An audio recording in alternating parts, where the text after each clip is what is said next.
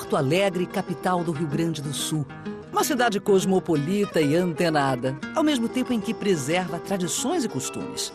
Com uma cultura enraizada e forte, o Rio Grande e os gaúchos são conhecidos pela sua história de lutas e resistência e pelo orgulho nativista de seu povo. Nessa terra conservadora e moderna, desse cenário aparentemente antagônico, já brotaram autores que conquistaram o Brasil. Agora é a vez de Marta Medeiros. Está começando Impressões do Brasil.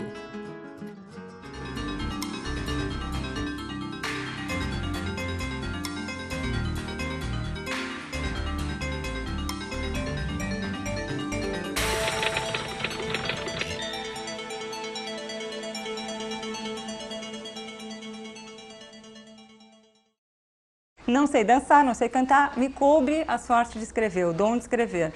Então eu escrevo. Não adianta me chegar assim de paraquedas, alguém que diz, Marta, aconteceu isso comigo, tá pra ti aí, escreve uma crônica sobre isso. Se eu não tiver algum envolvimento com o assunto, por mais interessante que seja, não sai.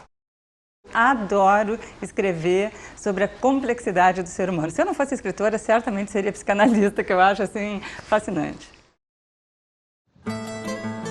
Marta Medeiros é formada em publicidade e propaganda. Trabalhou como redatora e diretora de criação em diversas agências da capital gaúcha. Como poeta e romancista, publicou 20 livros. Cronista do jornal Zero Hora e de O Globo, Marta também escreve uma coluna semanal sobre relacionamentos no site Almas Gêmeas.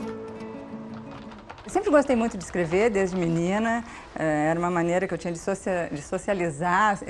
Pode não parecer, mas eu era uma menina muito retraída. E eu gostava muito de escrever, gostava muito de ler, naturalmente, que as duas coisas andam juntas.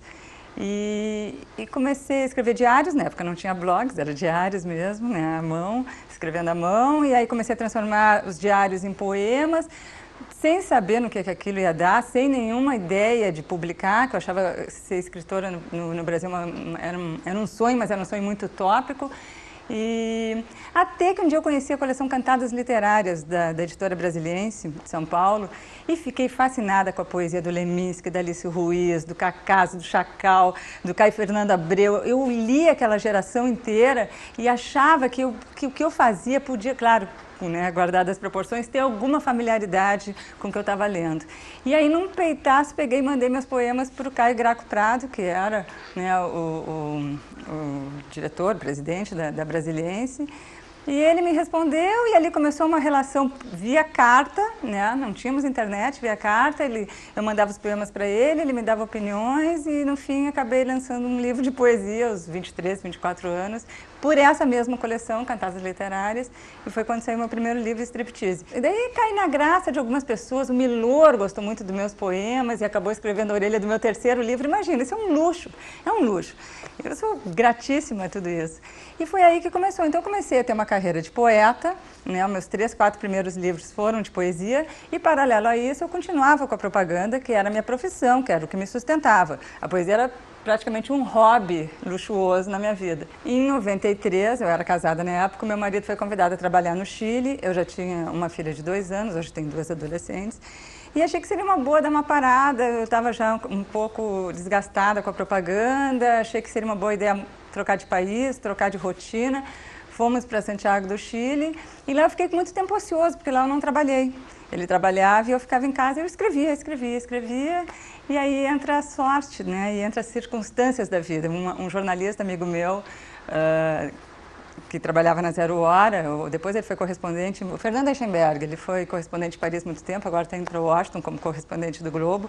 Ele esteve lá em Santiago, esteve lá em casa, a gente é amigo de infância, ele perguntou o que está fazendo. Eu digo, estou escrevendo uns textos como exercício, só para não enferrujar, porque eu estou aqui sem trabalhar, estou escrevendo poesia, mas também comecei a escrever alguns textos maiores, reflexões. Ele disse, me dá aqui, deixa eu mostrar para o diretor de redação da Zero Hora. Eu disse, mal não vai fazer, manda. E aí, quando eu voltei a morar no Brasil, o Augusto Nunes, que era o diretor de redação da Zero Hora na época, me telefonou e disse, a gente pode publicar um desses textos que o Dinho, o Fernando Eichenberg, o Dinho, nos mostrou. Nossa, claro que pode, fiquei super feliz. Eles publicaram um texto meu no Caderno de Domingo, Caderno Feminino. o Dona, e aí o pessoal, os leitores gostaram, mandaram cartas, daí depois, Marta, quem sabe mais um texto? Eu não, tudo bem, fiz outro texto, e quem sabe mais um, quem sabe mais um. E quando eu me dei por mim, eu tinha virado cronista sem nunca ter feito isso na vida. Foi uma total surpresa para mim. Aprendi ali no dia a dia, estou aprendendo ainda. E aos poucos, então, eu fui abandonando. Depois que isso se solidificou, eu fui abandonando a propaganda e acabei vivendo de escrever. Silêncio. Estou escrevendo. E não sei se dessas palavras sairá como mágica, um poema, uma reportagem, um recado. Não sei em que se transformará esse grupo de sujeitos e advérbios que buscam aqui reunidos decifrar todos os meus medos. Silêncio, estou me escutando e quem fala são meus dedos. Eu recebo muitos e-mails de pessoas que começam o e-mail dizendo assim, parece que tu lê o meu pensamento, é incrível, é como se a gente tivesse conversado, se identificam demais, e às vezes até, como é que tu consegue ser tão bem resolvida? Não existe isso de ser bem resolvida, eu escrevo para me resolver, inclusive, né? Querida Marta, acabei de ler o seu livro e simplesmente amei. Esse livro mudou a minha vida. Você parece que adivinha o que vai dentro da gente, amiga. Posso te chamar assim, né? Sabe, vou seguir o teu conselho e vou botar um ponto final na minha relação com Paulo. Você tem razão. Eu tenho mais a que ser feliz, poxa. Valeu, querida. E obrigada por tudo. Da sua mais nova amiga, Adelaide. Primeiro, eu gosto do assunto. Eu acho interessantíssimo, principalmente porque a gente tem, todos nós, uma vida muito parecida, né? O script de todos nós é muito parecido. A gente nasce, estuda, cresce, casa, tem filhos, trabalha e morre. Infelizmente o final não é muito bom, mas é isso aí. Quer dizer, a vida de todos é muito assim. E eu fico muito cativada por saber o que se esconde atrás desse script, né? Onde é que ficam as escolhas que a gente não fez, onde é que está o nosso lado selvagem que não consegue se manifestar, as dúvidas, as angústias, tudo que realmente nos identifica, porque essa parte do script é a parte oficial, né, da nossa personalidade. E eu gosto muito de investigar o nosso lado paralelo, né, o lado B de cada um. Ele não é meu porque não dorme comigo, mas também não é amigo porque me beija e me vê despida. Não é meu marido, mas telefona e reparte um passado que eu queria também ter vivido. Não é meu porque não tem roupas penduradas ao lado das minhas, não tenho dele um retrato, não passa comigo um domingo. Jamais ganhei um presente que não fosse de seda rendada. Eu sou a preferida de um homem comprometido.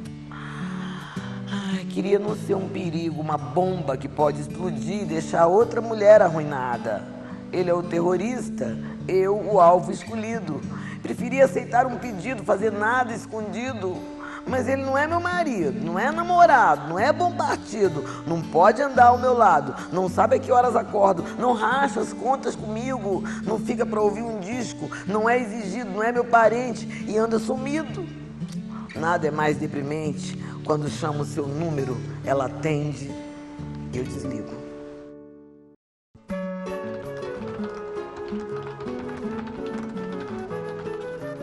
Eu não ligo meu computador pensando assim, hoje vou escrever sobre relações amorosas. Não, eu na verdade pego alguma frase, alguma coisa que tenha me tocado e a partir dali tento desenvolvê-la. Às vezes não dá, às vezes aquilo ali me motiva, mas na hora de escrever não rende um bom texto. Também tem isso, porque é um trabalho, não adianta só eu estar motivada. Tem que render um bom texto, bem argumentado, divertido também, porque eu acho o humor fundamental. Mesmo quando eu lido com assuntos mais sérios, eu sempre procuro botar ou alguma ironia ou alguma espécie de humor para dar uma certa leveza ao texto também. Eu não sei, outro dia eu estava lendo, assim, para dar um exemplo, tá, prático, assim, é inacreditável que ainda se mate, né, que haja ainda crimes passionais, mulheres que largam homens e os homens matam essas mulheres porque não é minha, não vai ser de mais ninguém. Isso ainda é um crime muito recorrente, né, a gente está sempre aí olhando, vendo o telejornal e vendo notícias como essa. E aí eu me lembrei de uma letra de um rock do Guns N' Roses que está vindo ao Brasil fazer show, que fala justamente sobre isso. Então, às vezes é isso, eu pego uma música, uma letra de rock de um grupo que está vindo ao Brasil, quer dizer, uma coisa oportuna, para falar sobre crimes recorrentes que acontecem. As pessoas perguntam quem é o teu leitor. Em jornal é muito difícil, né, de segmentar, quer dizer, são homens e mulheres das mais variadas idades e de personalidades diferentes, de históricos diferentes, então não existe um leitor padrão. Apesar de muita gente achar que eu escrevo só para mulheres, isso já está mais que provado que não é verdade. Eu vejo pelo feedback que eu tenho, que é 50% feminino, 50% masculino. Mas então quem é meu principal leitor sou eu mesma, eu escrevo para mim. Eu sou a maior beneficiada do meu trabalho, porque é a maneira que eu encontrei desde garota de me entender, de organizar o meu pensamento. Escrever basicamente é organizar o pensamento da gente, que é muito tumultuado, e de descobrir até o que eu penso sobre certas coisas. Minha bisavó reclamava que minha avó era muito tímida. Minha avó pressionou minha mãe a ser menos cética. Minha mãe me educou para ser bem lúcida. E eu espero que minhas filhas fujam desse cárcere que é passar a vida transferindo dívidas.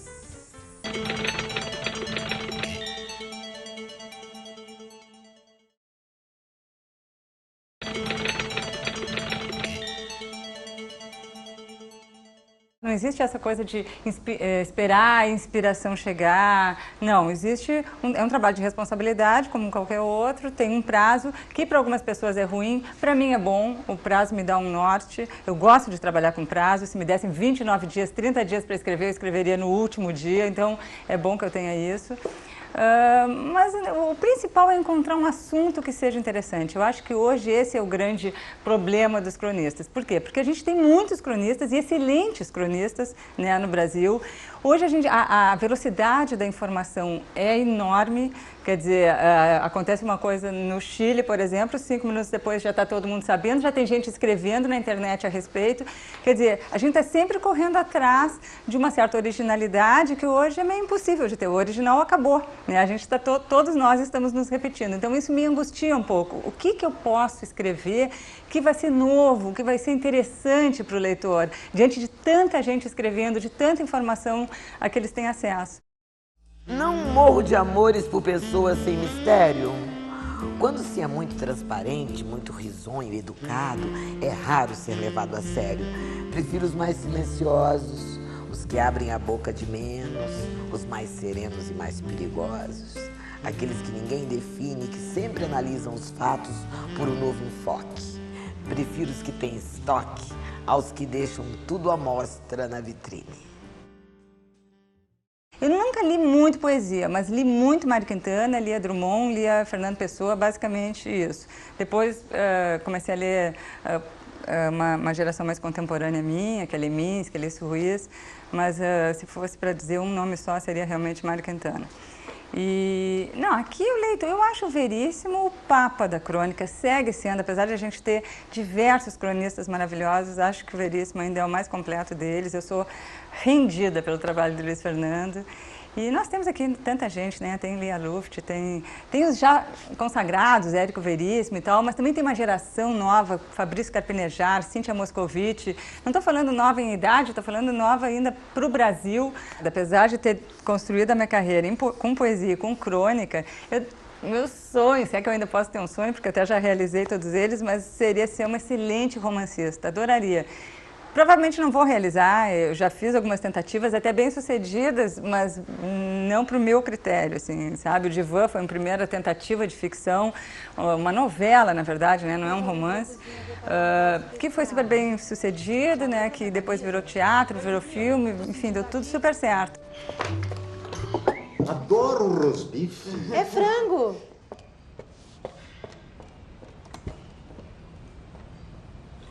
Ô pai, o frango tá respirando. O Divã primeiro me veio como uma ideia para teatro, inclusive, assim, porque eu já tinha 2 peças que haviam sido encenadas aqui em Porto Alegre, com relativo sucesso e tal, e eu achei, quem sabe. Ele surgiu até como, ele ia se chamar M, enfim, não vou contar toda a história, mas comecei a escrever algumas coisas de uma personagem feminina, que ela estava discutindo sobre morte, sobre fidelidade. Eram textos soltos, juntei tudo num personagem que estava fazendo análise, porque eu tenho facilidade para escrever na primeira pessoa. Eu tenho muita dificuldade de escrever na terceira, o que já me impede uma carreira, eu acho, como romancista. Não sei se me impede, mas enfim, já reduz um pouco as minhas possibilidades. E daí eu acabei usando esse recurso da análise, que seria uma maneira de eu conseguir escrever na primeira pessoa, e acho que o meu texto ele ganha um pouco de legitimidade quando eu escrevo na primeira pessoa, porque eu realmente consigo entrar no personagem ali, sabe? Eu consigo realmente assumir aqueles sentimentos e aquelas histórias.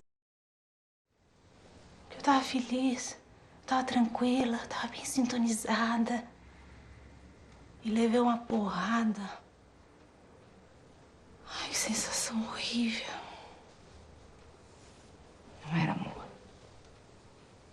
Não era amor, era uma sorte, uma travessura, uma sacanagem. Eram 2 celulares desligados. Não era amor, não. Era inverno, era sem medo. Não era amor. Era melhor. A partir daí, claro que eu fiquei mais tentada a continuar escrevendo ficção. Eu digo, bom, então vamos em frente. Aí escrevi um livro chamado Selma e Sinatra, que também pensando em teatro. Também, eu sempre com vontade de escrever para teatro. E acabei criando um duelo verbal entre 2 mulheres, uma jornalista de 40 anos e uma cantora de por volta de 70 anos, se aposentando, e essa jornalista escreveria a biografia dessa cantora. Enfim, um livro que não aconteceu, não vendeu quase nada, não rendeu grande coisa. Agora ele está ressurgindo, as pessoas estão começando a se interessar por ele, pode vir a virar uma peça de teatro realmente. E a partir daí eu escrevi uma terceira tentativa de ficção, que foi um livro de cartas, que eu sou fanática por esse gênero, sempre gostei muito de livros de cartas, e aí escrevi tudo que eu queria te dizer. Que foi um exercício de criação muito bacana, porque aí eu saí um pouco do meu umbigo, que eu reconheço, que tudo que eu escrevo é muito umbilical, está tudo muito ligado ao meio que eu vivo e às experiências que eu tive, o que eu ouço falar, enfim, de um único meio. E aí foi bárbaro, porque eu consegui escrever como homem, como adolescente, como padre, como prostituta, como suicida. São 35 cartas de pessoas que estão no limite, de novo, na primeira pessoa. Então a carta também é um recurso para eu continuar escrevendo na primeira pessoa. Mas ali eu pude me soltar um pouco mais. Então é assim, eu faço tentativas de ficção, e eu chamo de tentativas porque não é um gênero que eu realmente domino, acho muito difícil, adoraria dominar, não domino. Então eu vou fazendo pequenas tentativas e sigo em frente com as crônicas, sigo em frente com a poesia e vai tudo no mesmo pacote. Eu te amo, mas quero viver sozinha. Eu não te amo, mas preciso dormir com alguém. Eu te amo, mas sonho em ter outros homens. Eu não te amo, mas quero ter um filho. Eu te amo, mas não posso prometer nada. Eu não te amo, mas prefiro jantar acompanhada. Eu te amo, mas preciso fazer uma viagem. Eu não te amo, mas me cobram uma companhia. Eu te amo, mas não sei amar. Eu não te amo, mas queria. Tenho muita vontade de voltar para a poesia, né? Porque o último livro de poemas que eu lancei foi em 2001. Né, já vão 9 anos aí, e existe uma ideia geral de algumas pessoas que eu respeito muito, e inclusive minha, que talvez seja o gênero onde eu desempenho melhor. E eu gosto também, só que poesia não é uma coisa cerebral, não adianta, então tá, é legal, vocês gostam dos meus poemas, então vou... Não, eu tenho que estar realmente meio possuída por algum sentimento que ainda está me faltando para voltar à poesia. Eu odeio me ouvir, eu acho... Isso é até chato de dizer, porque tem tanta gente que me faz homenagens e leem os meus poemas e tal, mas eu acho muito difícil escutar alguém me lendo. Eu fico constrangida quando eu vejo o meu texto em voz alta. Tirando a Elisa Lucinda, porque a Elisa Lucinda fazia isso de uma maneira brilhante e ela já me deu assim, grandes satisfações quando ela lê poemas meus. Habito um castelo que cabe na página dupla de uma revista semanal. Não tem piscina nem árvores centenárias, mas Mas tem eu cozinhando um espaguete, ele experimentando outro tempero e nossa filha encantada nos provando. Tem uma cortina que se abre e deixa entrar o sol de fevereiro. Tem um tapete que compramos outro dia, uma garagem entulhada de bagulhos e nossa filha cantando no chuveiro.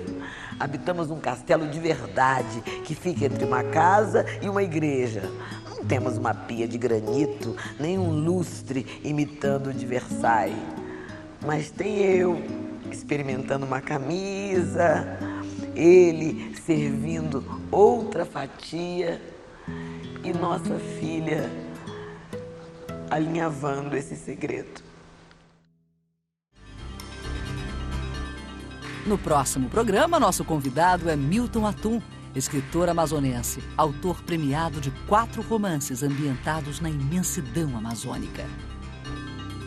Não sendo um autor de autoajuda, é difícil você viver de literatura. Na verdade, você nunca acaba, de fato, um livro, porque os leitores são escritores da imaginação. Eu frequento muito cabeleireiro, só para ouvir histórias.